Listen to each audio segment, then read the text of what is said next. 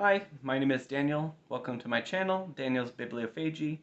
Today I'm just going to do a weekly wrap-up of the things I've read this week, and what I'm reading currently, and some things I've picked up along the way, even though I shouldn't be.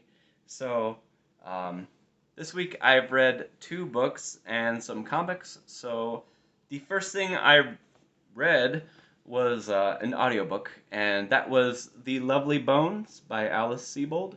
Um, I didn't like this book.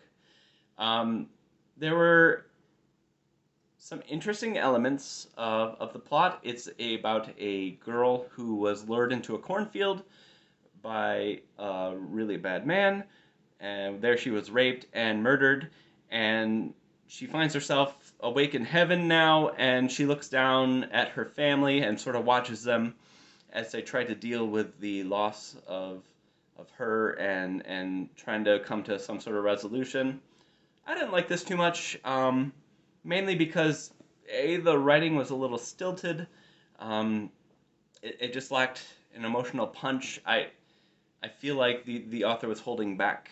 I'm not sure exactly why she would do so, but also I didn't believe or like any of her family members.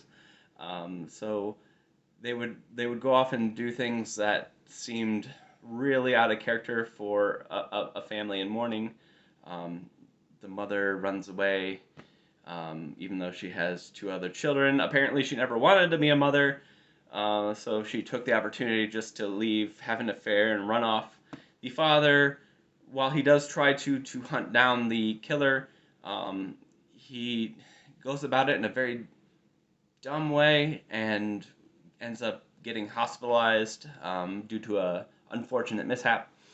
And then years go by, no one's really happy. Then somehow they all magically get back together, ish. It didn't land for me. The protagonist probably, I don't even want to call her that because she doesn't do much because she doesn't have any agency in heaven. So the narrator, the main character, just sort of watches and another spoiler. So if you're planning on reading this, which I don't recommend, close your ears. She decides she somehow magically pops into her friend's body, and there she has a choice. Like, oh, I'm here, and I could do something to, like, help catch the murderer who's still going out and murdering people, who I'm watching do this, so I know he's active in doing this. I know exactly where he is right now.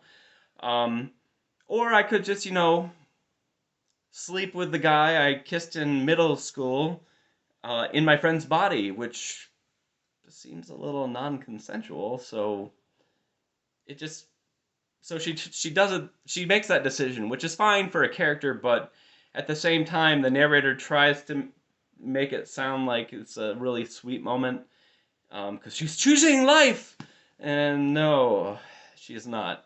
So I didn't like this. I think on Goodreads I gave it 2 stars. It wasn't the worst thing I've ever read, but it wasn't worth my time. The other book I read was Day of the Gun, and this was my GarbAugust pick, um, for a week 1 of the event GarbAugust. If you don't know what GarbAugust is, it is a annual now event, where we read trash for a month, and there are a bunch of hosts on BookTube. Go check them out. This was an event created by Criminali, or by Ollie at Criminali. So check out his channel if you want to learn more. But the prompt for week 1 was either Men's Adventure, which this is a Western, it counts, or category romance. And I currently don't have any category romance on hand, so I went with Men's Adventure. This is the sequel to the much less exciting Wyoming Jones, which I read for the event June on the Range before I had a channel. This book was very disappointing. It was about a lone gunman who goes in search of a blonde cowboy who causes him to shoot his own pa, or his father figure, is really a stepdad. And he just like goes from location to location, finding out that the blonde cowboy wronged other people. So he sort of helps fix that, and then moves on to, the next quote unquote adventure.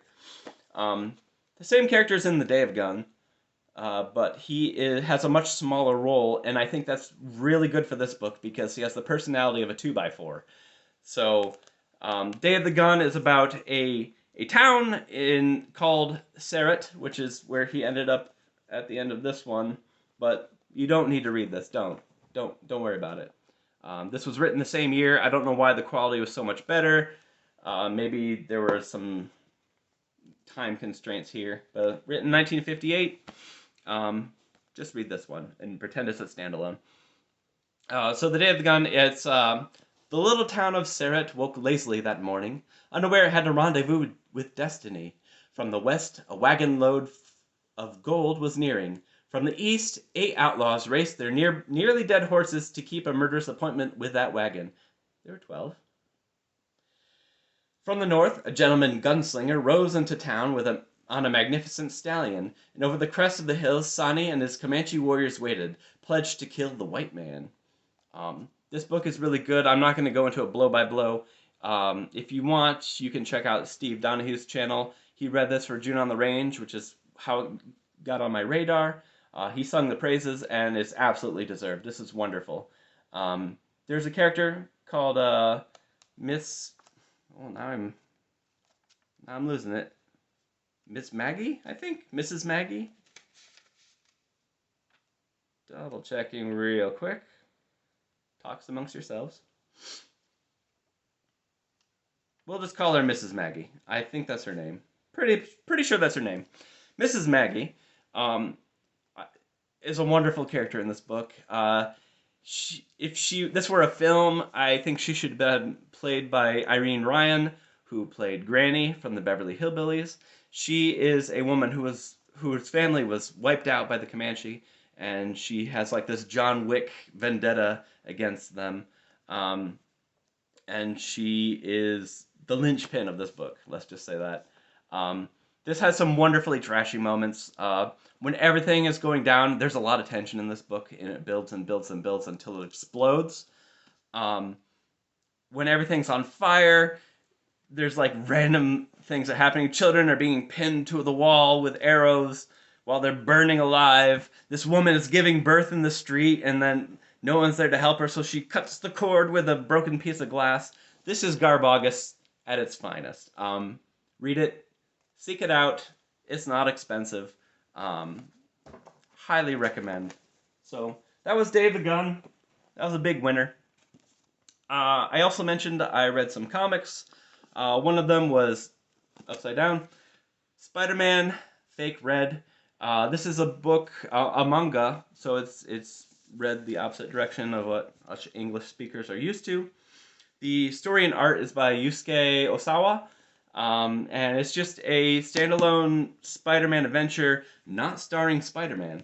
So this young high school boy finds Spider-Man's suit in an alley in the trash, and he finds out it's real when he discovers the web shooters. There he is right there. The art's really good. This is a wonderful story. I mean, it's light, but it's a Marvel comic spin-off. What do you expect? But he dons a suit a few times because the city, Manhattan, needs a Spider-Man, and Spider-Man is missing. So he's doing his best to just. He's not a superhero at all. So like the only thing he has going for him are web shooters. So he tries to fill in Spider-Man's place, and he gets caught by a friend. And anyway, it's good. I wish there were more. Apparently this didn't sell all that well, so they aren't making more. But I really wish they did. It's hard for me to get into Marvel Comics or DC any superhero comic series that's long-standing because I don't really have a good point of entry. This is not something that you struggle with in this alternate universe right here. Peter Parker's in his 20s, and you already know who MJ is, and no real knowledge is needed for getting into this, but this was fun. So that is Spider-Man Fake Red. Finally, something Something I wish I saw more of on BookTube is Star Trek. I've read Star Trek: The Next Generation, Mirror Broken, which is something that takes place in the Mirror universe that you might remember from the original series. Um, we sort of see what happens in the Next Generation era. Apparently, when evil Mirror Spock took command of the Enterprise from the Mirror Kirk at the end of that episode, there was a fallout in the Terran Empire, and it fell apart. Apparently, they got too soft for the Mirror Universe. So that's kind of interesting to know that like that was considered a negative thing here. But anyway, the Terran Empire is falling apart. There's Captain Jean-Luc Picard, who's captain of the Stargazer. So this is like early in his career. He has this magnificent goatee, and everyone in the Terran Empire has massive biceps. Like, they don't wear sleeves in the Terran Empire, and including like Data, who doesn't need like thick muscles, but well, that's not a great photo. Oh, where is it? Here we go. Here's one. He's just jacked for no reason. He's constantly putting like Borg implants on himself. So I guess they know something of the Borg in the Mirror Universe in the Stargazer era. But anyways, this story follows Captain Jean-Luc Picard assembling a crew to take over this new secret ship that the Terran Empire had created to reestablish their dominance, and that is the Enterprise. So it's a real fun story where they hijack the Enterprise from a Captain Jellicoe. So you could see Mirror Jellicoe here, who isn't all that different than regular Jellicoe, but they had a lot of fun with this. I think there was like a space in the fandom where they just wanted Jellicoe, even though he was a good captain by all measures in the show, that he just didn't like our beloved crew. Like, he gets his comeuppance here. Things don't go well for Jellicoe here, and it's still very satisfying, even though there's something weird about the Mirror Universe. It has implications that I don't think are explored enough. So everyone in the main Star Trek universe is born and has like they have their life path. Jean-Luc Picard will command the Enterprise in every reality, it seems. But the Mirror Universe is a lot more death and destruction, and yet the same people are born and follow the same career paths. So there's some form of fate binding all of the characters of the different universes in Star Trek, and we all know from the greatest of Star Trek movies that there is a god at the center of the galaxy, and if you watch the animated series, there is also a devil in the middle of the galaxy. So I guess it's a creationist story of some sort. Like there's something guiding all of these characters to have the same fate. I'm not explaining it very well, but it's almost like there's a current, there's a destiny that's put in by something that'll make sure like the same characters are follow the same careers and die. Here we have Tasha Yar at the very beginning of this getting shanked by a really cool. I'm not going to spoil that, but she gets shanked, so she's dead. So even in this most dangerous universe, the same people live and die. So I thought that was interesting, but I recommend this. The art is really good. It is illustrated by J.K. Woodward, It's lovely. It's a really good story. I got this from the library.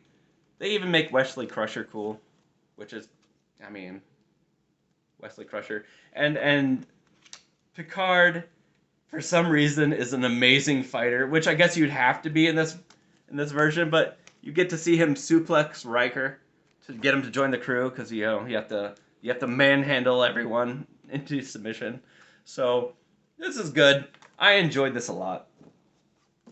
So that's all I read this week. It's been a hectic week, so that is all I have to report. Right now, the thing that I am reading is the Worlds of Jr Tolkien. This is a library copy, which is why we have the sticker here. This is just a book about places that might have inspired J.R.R. Tolkien's Middle Earth. I haven't gotten very far, so I don't know if this is a book for me. It has a lot of pretty artwork in it. You can sort of see his illustrations side by side with like things in like places and sites in England, crafts and industry.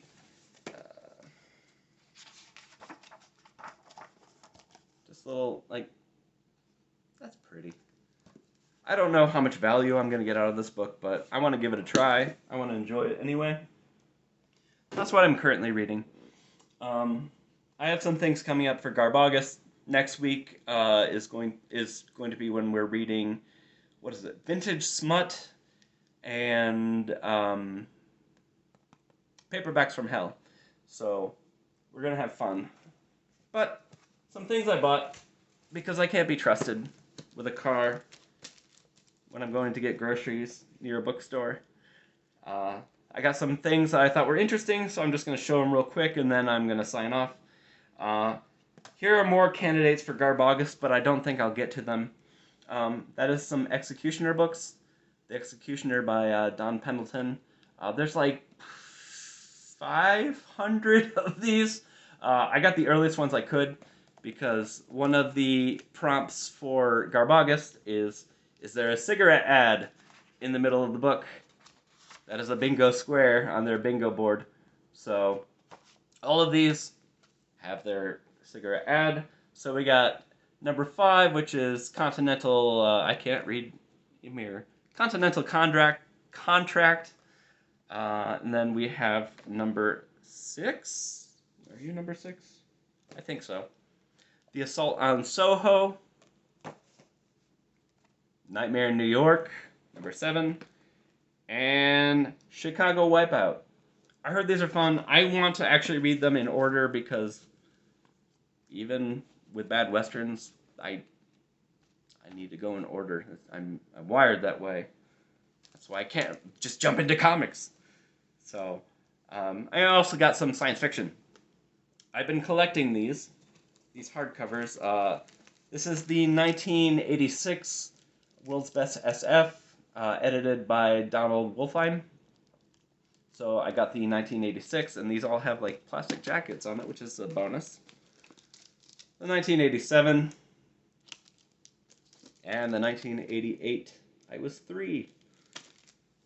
Also, unfortunately with this series, like a lot of these were put out by DAW, but I think this is like a book club edition. Yep. They did most years in this nice hardcover book club edition, except 1979. I don't know why. How am I gonna stack this? Am I just gonna like shove it in like that when I put them all together? I don't know. At least it's a yellow spine, which I love. I don't know what it is about the shade of yellow, but it makes me happy. So that's that. So anyway, that's my week. I hope to read a little bit more this coming week, but we'll see. So I will catch up with you next time. Thank you.